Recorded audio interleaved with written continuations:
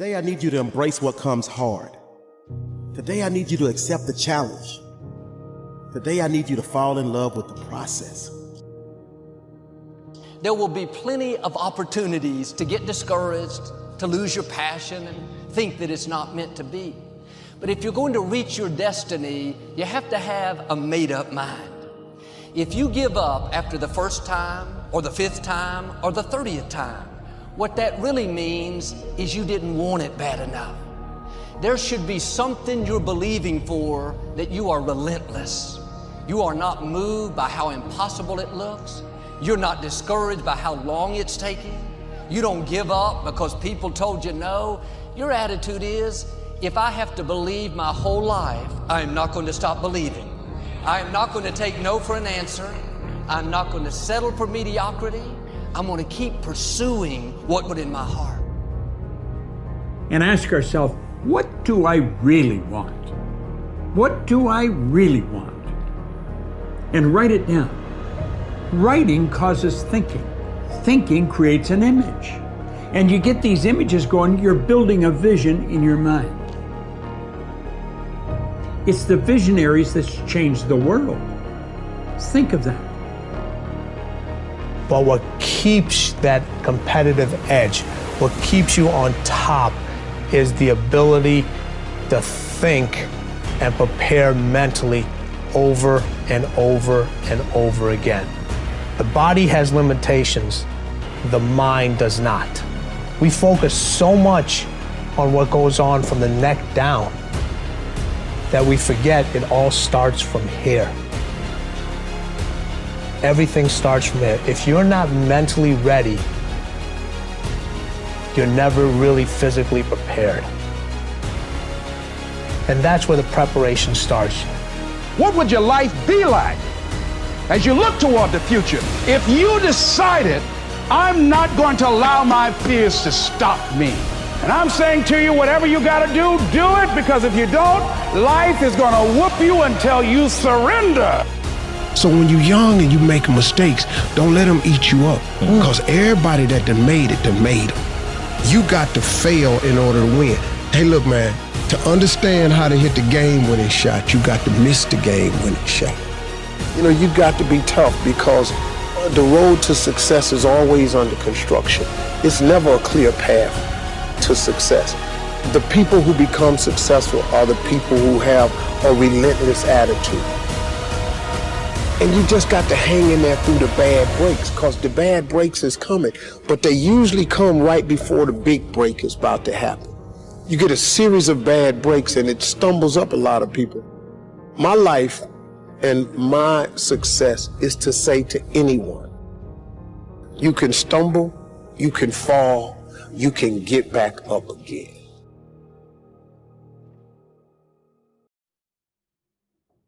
No matter what you face, no matter how bad it is going to be, when there is a challenge,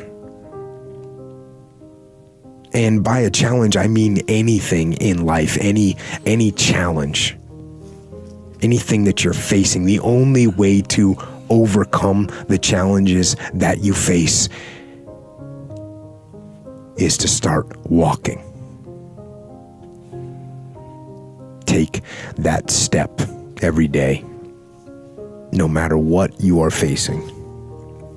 Get up and start walking.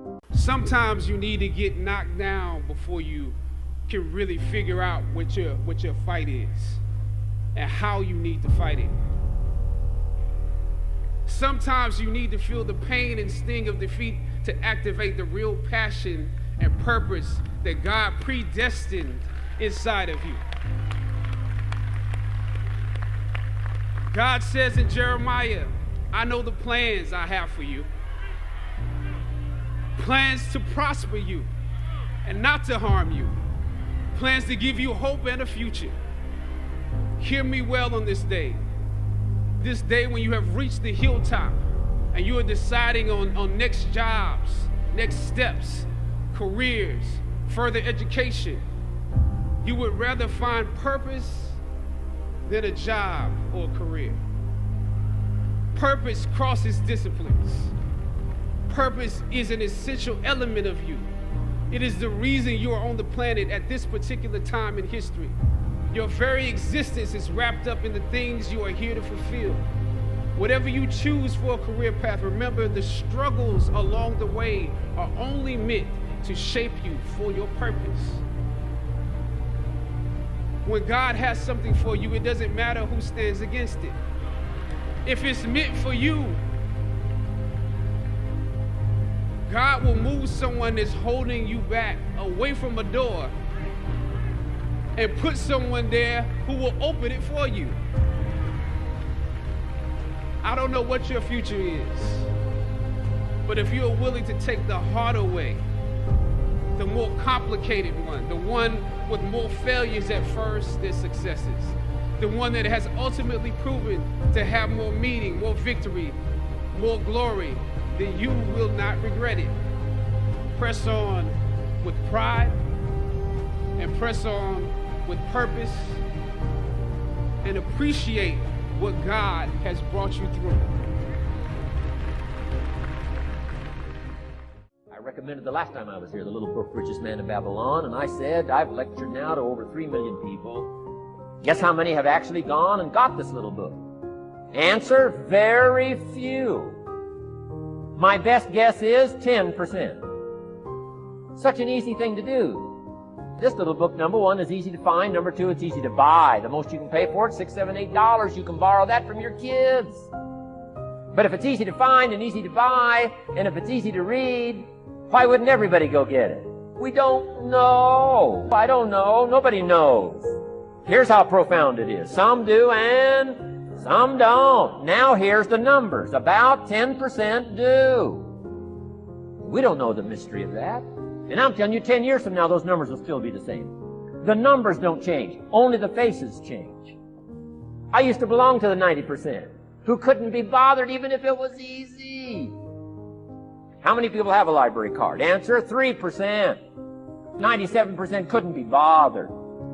Guy specializes in happy hour, but he doesn't have a card. And now readily and quickly blames the government and blames his company and blames the pay scale.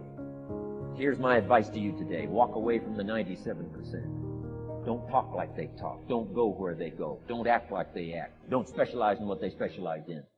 Throw away the blame list they cling to. You got to be consciously conscious today, because your environment can hypnotize, mesmerize, and paralyze you. The other thing is, take full responsibility for your life. Oscar Wilde once said, responsibility is what we expect from somebody else. This is very true. Most people dread accepting responsibility. That's just a fact of life, and we can see it in operation every day. We can see ourselves getting hot under the collar when the dentist keeps us waiting, and we're sitting there reading old magazines when our appointment was 30 minutes ago. And we don't stop to think that we forgot to mail in this month's mortgage payment. We can see ourselves growing angrier and angrier because a business contact is supposed to call at noon, and here it is almost 2 o'clock, and the phone still refuses to ring. But we don't stop to think about the calls we ourselves have forgotten to return while we've been so busy fuming. We can see ourselves writing an angry letter to the airline because a flight was delayed, but we don't write an angry letter to ourselves when we're late for something, even though that might not be a bad idea at all. Yes, we can see avoidance of responsibility all the time in both our personal and professional lives. And here's something else we can see just as often. We can see that most people aren't as successful as they wish they were. Do you see there's a connection between these two very common phenomena? I certainly do, and by the end of this session, I hope you'll agree with me. I hope you'll understand that it's in your best interests to take responsibility for everything you do. But that's only the beginning. I'm also going to suggest that many times it's even best to accept responsibility for the mistakes of others, especially when you're in a managerial or leadership role. I can hear you saying, what? Accept responsibility for someone else's mess-ups? Why would I want to do something like that? Well, that's a fair enough question, and over the next few minutes, I'll try to answer it. One of my weak points in my personal life is I don't like technical stuff. So even though I have to be on Twitter and Instagram and Facebook, I don't care for that. So guess what? I find somebody who loves to do that. You know, I find somebody who has a strength where I have a weakness, and I partner with them. All you're trying to do is get to the goal. No one gets there by themselves. Everybody needs help. Now, when you know what you got going for you, be confident, not cocky. Managing your strengths, knowing what they are, and don't let nobody talk you out of it. And that gets you fight ready. You get fight ready like that. You got to know you. Helps you develop your skills. All the while, you're developing your strength. You just got to keep developing the strength. Don't let anybody talk you up. At the same time, you must work on improving your weaknesses. So I've had to, in spite of myself, get on Instagram, get on Twitter, get on Facebook. I got to do the videos whether I want to or not, because the world is moving to social media. If I had as many followers as Kim Kardashian, I probably wouldn't even have to do this TV show. During the years when professional basketball was just beginning to become really popular, Bill Russell, who played center for the Boston Celtics, was one of the greatest players in the pro league. He was especially known for his rebounding and his defensive skills. But like a lot of very tall centers, Russell was never much of a free throw shooter. His free throw percentage was quite a bit below average, in fact. But this low percentage didn't really give a clear picture of Russell's ability as an athlete. And in one game, he gave a very convincing demonstration of this. It was the final game of a championship series between Boston and the Los Angeles Lakers. With about 12 seconds left to play, the Lakers were behind by 1 point, and Boston had the ball. It was obvious that the Lakers would have to foul one of Boston's players in order to get the ball back. And they chose to foul Bill Russell. This was a perfectly logical choice, since statistically, Russell was the worst free throw shooter on the court at that moment. If he missed the shot, the Lakers would probably get the ball back, and they'd still have enough time to try to win the game. But if Russell made his first free throw, the Lakers' chances would be seriously diminished, and if he made both shots, the game would essentially be over. Bill Russell had a very peculiar style of shooting free throws. Today, no self-respecting basketball player anywhere in America would attempt it. Aside from the question of whether it's an effective way to shoot a basket, it just looked too ridiculous. Whenever he had to shoot a free throw, the 6'11" Russell would start off holding the ball in both hands about waist high. Then he'd squat down, and as he straightened up, he'd let go of the ball. It looked like he was trying to throw a bucket of dirt over a wall. But regardless of how he looked, as soon as Bill Russell was fouled, he knew the Celtics were going to win the game. He was absolutely certain of it. Because in a situation like this, statistics and percentages mean nothing. There was a much more important factor at work. Something that no one has found a way to express in numbers and decimal points. Simply put, Bill Russell was a player who wanted to take responsibility for the success or failure of his team. He wanted the weight on his shoulders in a situation like this. No possibility for excuses, no possibility of blaming anyone else if the game was lost, no second guessing. Bill Russell wanted the ball in his own hands and nobody else's. And like magic, even if he'd missed every free throw he'd ever shot in his life before this, he knew he was going to make this one. And that is exactly what happened. That is what virtually always happens when a man or woman accepts responsibility eagerly and with confidence. What gets you out of bed? What gets you off the couch? What gets you in the gym? It's not your alarm. It's not your parents. It's not your friends. It's you. The only one that can make it happen for you is you. It's really hard to be led by your butt. But I'm not qualified. But I'm not good enough. But I'm not smart enough. But I didn't go to the right school. But I don't have enough money. But. If you're ever gonna step into your future, if you're ever gonna step into your destiny, you're gonna have to get over your butt.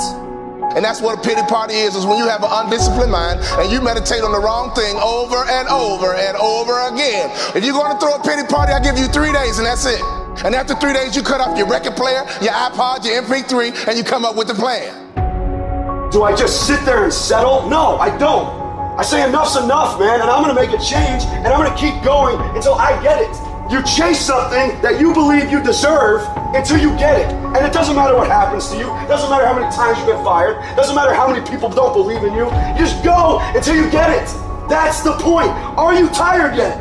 Some of you need to get tired. You need to be tired of what's going on in your life. Get tired of your habits. Get tired of the actions that you're putting in every day.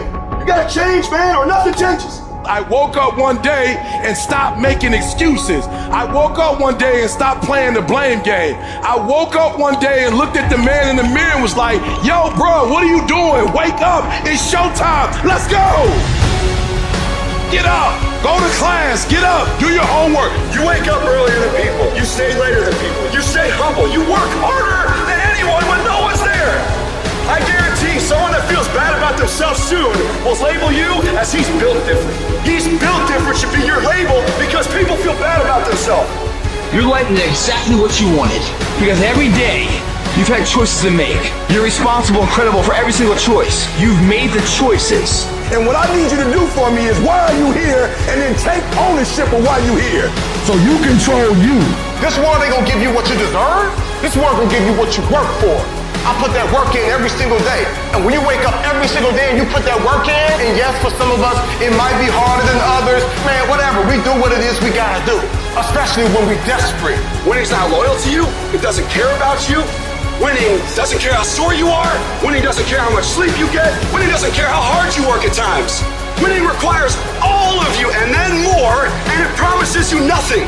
It's a mastermind of creating fear and doubt in your mind. It causes setback after setback. So the question is about winning. Are you willing to sprint when the distance is unknown? And why chase this thing called winning? Because the only thing that's guaranteed in life, if you don't chase it, is losing. Now is the time to grind. Now is the time to show the world that I was placed here for a purpose. Work for it. Fight for it. It begins today, it continues tomorrow, and it never dies.